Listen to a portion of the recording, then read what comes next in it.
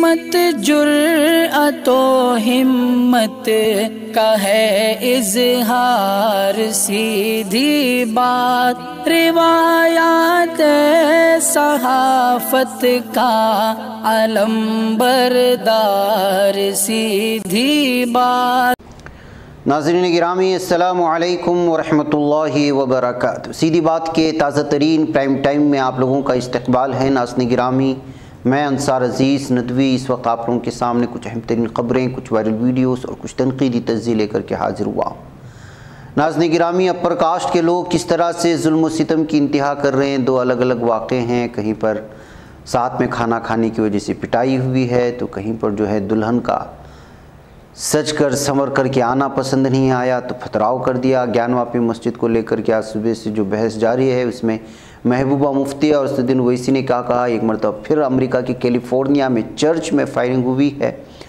और इधर अलजायर की सरहद तुर्की पहुँचे हैं तो रूस का यूक्रेन पर इस वक्त मिसाइलों से हमला किया गया है, जिसकी वजह से अस्करी तनसीब तबाह होने के दावे किए जा रहे हैं। और भी अलग अलग चीज़ें। नाज़रीन गिरामी, ये सब तफसीलात के साथ आप लोगों के सामने रखूँ उससे पहले आप लोगों से दरख्वास्त है कि जिन अहबाब ने हमारे चैनल को सब्सक्राइब नहीं किया है, सब्सक्राइब कर लें। हमारी इन वीडियोस को दूसरों तक पहुंचाने में हमारी मदद करें, लिंक को शेयर करें। इदारे की मजबूती नाज़रीन गिरामी आप लोगों की मजबूती है और आप जानते हैं कि आपको करना क्या है। नाज़रीन गिरामी, आज सुबह से शाम तक मीडिया में जो दिखाया जा रहा है वो एक तरफ, और ज़मीनी हक़ाइक़ भारत की क्या हैं वो एक तरफ है। मैं एक ख़बर का टुकड़ा आपको दिखाना चाहता हूँ, आप इसको देखेंगे तो यहाँ पर एक शख्स को सिर्फ इसलिए मार दिया गया, दलित नौजवान को, क्योंकि उसने जो है अपर कास्ट के लोगों के साथ एक दावत में बैठ कर के खाना खाया था और एक शादी की तकरीब थी। नैनीताल ज़िले में ये मामला पेश आया है और रमेश राम, जिसकी उम्र 45 साल बताया गया है, उस पर जो है चंपावत में इस कदर हमला किया गया है कि उसको जो है हॉस्पिटल में ले जाने से पहले ही उसका इंतकाल हो गया। एक शख्स को किस तरह से मारा जाता है और सिर्फ अपने आप को बड़ा समाज कहने वाले लोग, हकीकत में इनकी जहनीत किस कदर ख़राब है। निचली सतह के ये लोग किस कदर जो है सिर्फ साथ में बैठ कर के खाने की वजह से इस कदर मारते हैं और पीटते हैं कि उसकी जान चली जाती है। ये है इस वक्त जो है नैनीताल के ज़िले में पेश आया हुआ ये मामला, ये हालात हैं। तो दूसरी जानिब एक और मैं ख़बर आपको सुनाना चाहता हूँ और वो भी हमारे दलित भाइयों से ही जुड़ी हुई है। और ये मध्य प्रदेश के राजगढ़ से ख़बर आ रही है कि दलित की बेटी की बारात आना दबंगों को पसंद नहीं आई तो उन्होंने पथराव करना शुरू कर दिया। पुलिस को हालात पर काबू पाने के लिए आंसू गैस के गोले तक दागने पड़े। इस मामले में 5 लोगों को गिरफ्तार कर लिया गया है। ज़ीरापुरा थाने की पीलिया कलां गांव में हफ्ते की शब को एक दलित फैमिली की बेटी की बारात आई थी। 2 दिन पहले भी इसी फैमिली में लड़की की बारात आई थी, जब कुछ मसाइल का सामना करना पड़ा था। यही वजह कि दूसरी बारात से पहले पुलिस के नौजवान तैनात हो गए थे। इसके बावजूद दूसरी बारात आने से पहले कुछ नौजवानों ने पत्थर बरसाए। इस मौके पर पुलिस फोर्स को बढ़ाया गया। उसके बाद भी पथराव का मामला सामने आया। शरपसंदों को भगाने के लिए पुलिस को आंसू गैस के गोले दागने पड़े। ये भारत है नाज़रीन गिरामी 2022 का, जहाँ पर एक दलित की बारात आती है तो उस पर पथराव होता है। एक शख्स शादी में अपर कास्ट के लोगों के साथ बैठ कर के खाना खाता है तो उसका कत्ल कर दिया जाता है। ये इस वक्त के भारत की ज़मीनी हक़ाइक़ हैं। और हम इस वक्त जो लड़ रहे हैं वो किस बात पर लड़ रहे हैं कि मस्जिद के हाउस के ऊपर जो फव्वारा होता है, जिस पर पानी लाने के लिए अलग अलग तरह के डिज़ाइन बनाए जाते हैं, उसको शिवलिंग कह कर के जो है इस वक्त पूरे भारत के लोगों को बेवकूफ़ बनाने की कोशिशें हो रही। आप अंदाज़ा लगा सकते हैं कि अब अगर जितनी जगह भी इस तरह की, जैसे अलग अलग लोगों के अलग अलग इलाकों में, अलग अलग पार्कों में, बल्कि जितनी भी पुरानी मस्जिदें हैं उन मस्जिदों में इसी तरह के जो है फव्वारे बने हुए हाउस में, जहाँ पर वज़ू किया जाता है। और आज जो दावा किया गया ज्ञानवापी मस्जिद में, वो इसी तरह के फव्वारे को शिवलिंग कहा गया है, तो फिर ये कहना पड़ेगा कि जहाँ जहाँ जिस जगह पर भी, वो चाहे मंदिर में हो या मस्जिदों में हो या गुरुद्वारों में हो या फिर पार्कों में हो या फिर किसी तालीमगाहों में अगर इस तरह के फव्वारे हैं, तो फिर आपको बचना पड़ेगा कहीं ऐसा ना हो कि उसको भी जो है शिवलिंग कह करके उस पर कब्ज़ा ना कर लिया जाए। इस तरह के तबसरे आज के शिवलिंग हाउस में बने हुए फव्वारे पर दावा करने की वजह से जो है इस तरह के मुख्तलिफ तबसरे इस वक्त पढ़ने को मिल रहे हैं। भाई नाज़रीन गिरामी, ज्ञानवापी मस्जिद को लेकर के आज जो है प्राइम टाइम में तमाम चैनलों का यही मौजूए बहस है। भाई इस दरमियान में असुद्दीन ओवैसी भी तमाम चैनलों से गुफ्तगू करते हुए नज़र आ रहे हैं। उन्होंने कहा है कि ज्ञानवापी मस्जिद थी और क़यामत तक रहेगी। ओवैसी ने यह बात पीर को गुजरात के ओटाम की छापी में मुनक़िदा एक जलसे आम से कही थी। ओवैसी ने यह भी कहा कि बाबरी मस्जिद इनसे उस वक्त छीनी गई जब वो 19 या 20 साल के थे, लेकिन अब हम 19-20 साल के बच्चों की आंखों के सामने एक और मस्जिद को नहीं खोएंगे। उन्होंने लोगों से कहा कि क्या वो अहद करते हैं कि वो किसी और मस्जिद को नहीं खोएंगे। इनकी इस बात पर तमाम लोगों ने उन्हें अपनी हिमायत पेश की थी। भाई नाज़रीन गिरामी, ज्ञानवापी मस्जिद का आज का जो मामला है वो बड़ा मज़हक़ा ख़ैज़ है कि जो फव्वारे को शिवलिंग कह करके लोगों को बेवकूफ़ बनाने की कोशिश की गई। मैं ये क्यों कह रहा हूँ, आइए ख़ुद जो है एक वकील साहब ने इस बात का इजहार किया है, उसको आवाज़ के साथ सुन लें। उसके बाद महबूबा मुफ्ती ने क्या कहा है उसको मैं आप लोगों के सामने पेश करता हूँ। जी, वादी पक्ष का जिस तरह कहना है कि मस्जिद में शिवलिंग पाया गया है, बिल्कुल गलत है। मस्जिद में कोई शिवलिंग नहीं पाया गया है। मस्जिद में जहाँ वज़ूखाना है उसमें फव्वारा है और वो सिर्फ फव्वारा है और शिवलिंग में कोई छेद नहीं होता। फव्वारे में छेद होता है बीच में पानी निकलने के लिए। ये साबित है कि उसमें छेद है और वो सिर्फ फव्वारा है और उसे मिसगाइड किया जा रहा है और शिवलिंग कह करके सबको गुमराह किया जा रहा है। वादीगढ़ का ये कथन पूरी तरह गलत है। जी हाँ नाज़रीन गिरामी, ज्ञानवापी मस्जिद में शिवलिंग होने का दावा करने और वो भी हाउस के फव्वारे को लेकर के, तो महबूब मुफ्ती ने कहा कि वाराणसी की ज्ञानवापी मस्जिद तनाज़े पर मरकज़ की मोदी हुकूमत को निशाना बनाया। पीडीपी लीडर ने कहा कि मरकज़ी हुकूमत मस्जिद का मसला उठाकर महंगाई और बेरोज़गारी जैसे बड़े मसले से तवज्जो हटाने की सियासत कर रही है। उन्होंने सवाल किया कि आखिर इन लोगों को मस्जिदों में ही क्यों भगवान मिलते हैं। पीर को प्रेस कॉन्फ्रेंस करते उन्होंने कहा कि वो हमारी सभी मस्जिदों के पीछे पड़े हैं, पहले बाबरी और अब ज्ञानवापी। उन्होंने कहा कि आप यानी कि बीजेपी हमें उन मसाजिद की फहरिस्त दे दे जिन पर आपकी बुरी नज़र है। उन्होंने पूछा कि क्या ज्ञानवापी के बाद सब कुछ ठीक हो जाएगा। कहते हुए उन्होंने जो है बीजेपी पर लगातार कड़ी तनकीद की है। जाहिर सी बात है नाज़रीन गिरामी कि हाउस के फव्वारे को अगर शिवलिंग कह करके, और वो भी जो मरकज़ और हुकूमतों की जानिब से एक संजीदा तबके को सर्वे के लिए भेजा गया हो, उनके अंदर इस कदर मुतासिब हो और कुछ ना मिला अंदर, तो जो है हाउस के फव्वारे को शिवलिंग कह कर के लोगों को एक जो है आम हिंदुओं को बेवकूफ़ बनाया जाएगा। और उसके लिए पूरा सिस्टम तैयार किया जा चुका है और इस बात पर यकीन कर लेता है मकामी इंतज़ामिया, तो आप ख़ुद अंदाज़ा लगाएं कि क्या कुछ हो रहा है। बहरकैफ नाज़रीन गिरामी, ये बेवकूफ़ बनाने के मौज़ूआत हैं। असल मौजू क्या है, आउटलुक की इस तस्वीर को भी देखेंगे तो आपको पता चलेगा। आउटलुक एक मैगज़ीन है अंग्रेज़ी का, आप जानते हैं, बेहतरीन अंदाज में स्टोरीज़ कवर करता है और ज़मीनी हक़ाइक़ को लोगों के सामने लाने की कोशिश करता है। ये एक 12 साला ज़ुबैर ख़ान है, इसकी पूरी हिस्ट्री उन्होंने जो है किस तरह वो मेहनत करता है उसको यहाँ पेश करने की कोशिश की। मैगज़ीन में जाएंगे पढ़ेंगे तो आपको मिलेगा।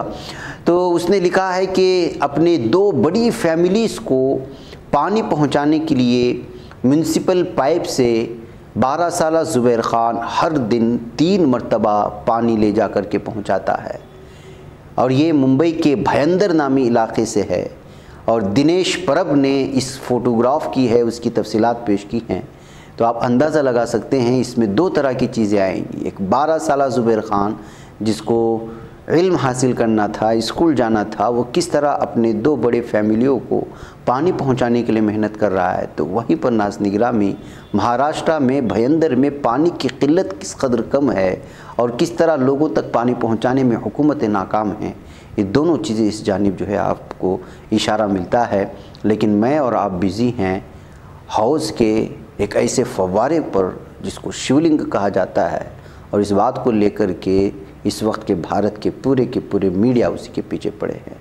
ये है हकीकत ज़मीनी, हमें होना कहाँ चाहिए था और हम कर क्या रहे हैं। बहरकैफ नाज़रीन गिरामी, आइए अब मैं आपको ले चलूँ कि इस्राएली फ़ौजियों के साथ लड़ाई में आज भी, बल्कि कल से अब तक 45 फ़िलिस्तीनी ज़ख्मी हुए हैं। आपको मालूम होना चाहिए कि 15 मई को यौम नक़बा मनाया जाता है। और यौम नक़बा फ़िलिस्तीनी मुसलमानों के क़त्ल आम को जिस अंदाज़ में किया गया उसके याद में वो मनाया जाता है। और लगातार इस दिन जो एहतिजाजात होते हैं फ़िलिस्तीन में, नक़बा के सिलसिले में मुख्तसर मेरी तो इस सिलसिले में एक लंबी जो है वीकली सीधी बात है, जिसको जो है इस सिलसिले में जानकारी हासिल करना है वो ज़रूर हमारे चैनल में खोज लें, वो आपको मिल जाएगा। वहाँ पे यौम नक़बा के सिलसिले में मैंने सारी तफसीलात रखी है। बस मैं इतना कह सकता हूँ इसकी मुख्तसरन कि जो है इस दिन जो है जो 74th एनिवर्सरी है, जो कल जो 15 में गुजरा है, 1948 को जो है इस वक्त यहाँ के जालिम यहूदी दहशतगर्द इसराइलियों ने फ़िलिस्तीन पर कब्ज़ा किया और लगभग 75,000 फ़िलिस्तीनियों को उनके घर से बेघर किया, 15,000 लोगों को मारा और 500 छोटे छोटी बस्तियाँ, बड़े बड़े शहर जो है उसको तबाह ताराज कर दिया था इसराइल ने। उसी को 1948 को 15 मई के मौके पर जो है ये हुआ था। इसी दिन जो इसको याद करते हैं, उसी दिन को याद करते हुए यहाँ के फ़िलिस्तीनी जो है एहतिजाज करते हैं। इसी एहतिजाज के दौरान जो इस वक्त एहतिजाज कर रहे थे तो यहाँ की जालिम इसराइली फ़ौजियों ने 45 फ़िलिस्तीनियों को ज़ख्मी कर दिया है फायरिंग करके। जी हाँ, international federation of red cross and red crescent societies, जिसको IRC कहा जाता है, उसकी एक रिपोर्ट ने कही है कि मगरिबी किनारे में रामल्ला के बैतुल गांव के करीब इसराइली फ़ौजियों ने जो जुल्म सितम की इंतहा कर दी, इसमें 45 फ़िलिस्तीनी ज़ख्मी हुए और एहतिजाजियों पर जो है अंधाधुंध फायरिंग कर दी गई। 15 मई 1948 को इसराइली फ़ौज के हाथों फ़िलिस्तीन में नस्ल कुशी के दौरान हज़ारों अफराद को अपनी मुस्तकिल जगह छोड़ने पर मजबूर कर दिया गया था, उनके घरों पर कब्ज़ा कर लिया गया था। तब से यहाँ के लोग 16 मई को ये जो है यौम नक़बा के तौर पर मनाते हैं। बहरकैफ़ नाज़रीन गिरामी, जुल्म सितम की तारीख़ मुसलमानों पर हर दौर में, हर सदी में लिखी गई है, लेकिन ज़ाहिर सी बात है कि एक दिन तो जुल्म को ख़त्म होना ही है। नाज़रीन गिरामी, आइए मैं आपको अब ले चलूँ कर्नाटक के पुत्तूरू इलाक़े में, साहिली इलाक़ा है, आप जानते हैं। वहाँ पर एक पंचायत की नायब सदर जिसका ताल्लुक़ BJP से है, उसको और उसके साथ 11 अफराद के ख़िलाफ़ मामला दर्ज कर लिया गया है। और क्यों दर्ज कर लिया गया है? इन पर इल्ज़ाम है कि इसने एक लड़की को अगवा करने के बाद उसको केरला में बेच दिया गया था। ये है BJP लीडरान की करतूत नाज़रीन गिरामी, लेकिन यहाँ की मीडिया इस पर गुफ्तगू नहीं करती। इस पर डिबेट होना चाहिए कि किस तरह से जो है ओहदों का गलत इस्तेमाल करके ये BJP के लीडरान, जिसमें ख़ातून भी शामिल है, वो अपहरण करने में, अगवा करने में, जराइम में मुलव्वस होते हैं। आपको बता दें कि परमेश्वर भट्ट, रवि नारायण, आदर्श, अरविंद नारायण, रामचंद्र, गणेश और भी बहुत सारे लोग, जो 11 लोगों को है, उन तमाम लोगों पर जो है एक तो कत्ल के इक़दाम कत्ल और अगवा करना और भी मुख्तलिफ़ किस्म के जो है मामले दर्ज कर लिए गए हैं। तमाम का ताल्लुक़ BJP से होने की वजह से मामला इस वक्त साहिली इलाक़े में सुर्ख़ियों में आया हुआ है। नाज़रीन गिरामी, अमेरिका में हमलों का सिलसिला और बिलखुसूस फायरिंग का सिलसिला ख़त्म होने का नाम नहीं ले रहा। अमरीकी शहर बफेलो में फायरिंग के नतीजे में 10 अफराद की हलाकत की एक दिन बाद कल ही ये मामला पेश आया था। कैलिफोर्निया के एक चर्च में आज अंधाधुंध फायरिंग के नतीजे में एक शख्स हलाक हो गया और 4 दीगर शदीद ज़ख्मी हुए हैं। ऑरेंज काउंटी के अंडर शेरिफ जेफ हैलॉक ने एक प्रेस कॉन्फ्रेंस में बताया कि इतवार की दोपहर 1:30 बजे के करीब जिनेवा प्रेस्बिटेरियन चर्च के अंदर फायरिंग की इत्तलात मिली। वाक़े में एक शख्स जाँ बहक जबकि 5 ज़ख्मी हुए, जिनमें से 4 की हालत तशवीशनाक है। पुलिस ने एक शख्स को हिरासत में लिया है। उसके कब्ज़े से एक हथियार भी बरामद हुआ जो कि वाक़े के दौरान इस्तेमाल किया गया होगा। उन्होंने बताया कि चर्च के कुछ लोगों ने हिम्मत करते हुए मुलजिम की टांगें डोरियों से बांधने की कोशिश की थी। उसके बाद मुलजिम से उसकी 2 बंदूकें भी छीन ली और उसके बाद उसे गिरफ्तार कर लिया गया। CNN ने चर्च के सरबराह टॉम क्रेमर के हवाले से खबर दी है कि फायरिंग का वाक़या जिनेवा में चर्च में पेश आया, जहां ताइवान की कम्युनिटी के एक साबिक पादरी के एजाज़ में एक इज्तिमा और लंच मुनाकिद किया गया था। तो नाज़रीन गिरामी, यहाँ भी जो है ज़ात पात और मज़हब की ही तआस्सुब है, ऐसा महसूस किया जा रहा है। जबकि क्यों हमला हुआ, इसलिए किन लोगों से दुश्मनी थी, ये सारी तफसीलात अभी तक नहीं आई। लेकिन एक के बाद दीगरे 2 ही दिनों में इस तरह के फायरिंग के मामले ने जो है इस वक्त अमरीका को हिला करके रख दिया है। नाज़रीन गिरामी, अलजाइर के सदर अब्दुल मजीद तबून सद एर्दोगान की दावत पर तुर्की तशरीफ़ ले आए हैं और मुख्तलिफ़ मौज़ूआत पर गुफ्तगू हो रही है। सदारती शोबे इत्तलात के मुताबिक इस दो रोज़ा दौरे के दौरान तुर्क अलजायर अली स्ट्रेटेजिक ताउन को कौंसिल का पहला इजलास दोनों सरबराहों की सदारत में मुनक़िद होगा। इस्तंबुल में मुनक़िद होने वाली तुर्क अलजायर सरमायाकारी व तिजारती फ़ोरम में नायब सदर फवाद उक्ता मेहमान सद शिरकत करेंगे। तो नाज़रीन गिरामी, अभी कतर से जो है वहाँ के अमीर यहाँ तशरीफ़ लाए हुए थे, उनसे भी मुख्तलिफ हुए और इस तरह मुख्तलिफ मुस्लिम ममालिक से तुर्की के बढ़ते रिश्ते और फिर जो है मुख्तलिफ शोबाजात में जो है एक दूसरे के ताउन करने को लेकर के तुर्की की इस वक्त सराहना हो रही है। नाज़रीन गिरामी, मगरबी यूक्रेन की पोलिश सरहद से मुत्तसिल इलाके में रूस की तरफ से 4 मिसाइल फिर दागे गए हैं, जिसके नतीजे में एक फ़ौजी तनसीब के मुकम्मल तौर पर तबाह हो जाने का दावा किया जा रहा है।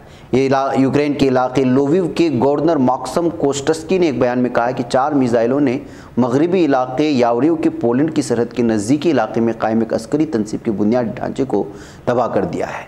नाज़रीन गिरामी, आप अंदाज़ा लगा सकते हैं कि अभी तक लगातार रूस जो है यूक्रेन पर हमले जारी रखे हुए है और 1 महीने से ज़ायद का इस वक्त जो है वक्फ़ा निकल चुका है, लेकिन जंग बंद नहीं हो रही। लगातार जो है रशिया यूक्रेन को पूरी तरह से तबाह ताराज करने की जानिब माइल नज़र आ रहा है। नाज़रीन गिरामी, आइए आपको चलते चलते आखिर में ये तस्वीर भी सामने रखूँ जो आसाम के हफलॉन्ग इलाके से आ रही है, जो आसाम के डीमा हसाव ज़िले के हैं। यहाँ पर मूसलाधार बारिश ने किस कदर तबाही मचाई आप अंदाज़ा लगा सकते हैं कि जो है वो पूरी तरह से रेलवे की लाइनें उखड़ गईं। ये देखिए पुराना मंज़र है जो इस वक्त स्क्रीन पर है, जो अब तबाही के बाद का मंज़र आप देख सकते हैं। वही ट्रेन खड़ी हुई है और किस तरह से जो है तबाही मची है पूरे रेलवे स्टेशन पे, और इस पर कोई गुफ्तगू भी नहीं कर रहा है। नाज़रीन गिरामी, हमारे प्रेस को और हमारी मीडिया को क्या हो गया पता नहीं है कि मुख्तलिफ़ इलाक़ों में तबाही मची है, लोग परेशान हैं, अलग अलग अपने उनके मसाइल हैं, लेकिन पूरे भारतवासियों को इस वक्त मीडिया बेवकूफ़ बना रहा है। मुझे इजाज़त दें। अस्सलाम वालेकुम रहमतुल्लाहि व बरकातुहू। बच पाता है कोई सहाफ़ी की निगाहों से, मिलाता है ये लोगों को मोहब्बत की पनाहों से। करम और दर्द मंदी का है एक संसार, सीधी बात अज़ीमत जुर्अतो हिम्मत का है इज़हार, सीधी बात अज़ीमत जुर्अतो हिम्मत का है इज़हार, सीधी बात। ये चैनल हक निगर बनकर कुचल देता है फितनों को।